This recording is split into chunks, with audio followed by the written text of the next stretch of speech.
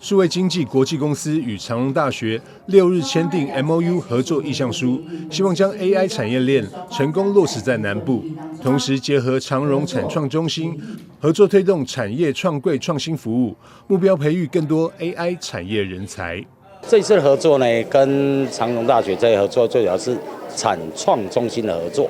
然后我们希望把 AI 这个产业把它落实在南部。所以，我们借由长荣为 AI 的一个培育的摇篮，然后跟长荣的产创中心做产业创柜及创新的整个合作，让业界呢可以在资本市场上，它不管是申请创柜也好，或是要导入 AI 也好，或是想要创新也好，这是这次合作的主要目的，让 AI 落实在南台湾。这一次我们有机会跟数位经纪公司呢来签这个合作协议备忘录，那也透过这样的机会让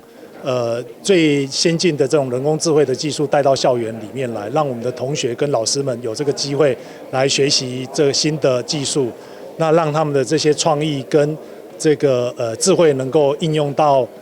实际的产业。未来因为我们有跟教育部申请人工智慧学位学程跟人工智慧硕士在职专班，那在这个领域的部分呢，这个是直接的对应。那当然我们也有那个学生的专业研究室，里面有提供可以执行人工智慧应用的这些机器，包括像现在的这种 high performance 的 computing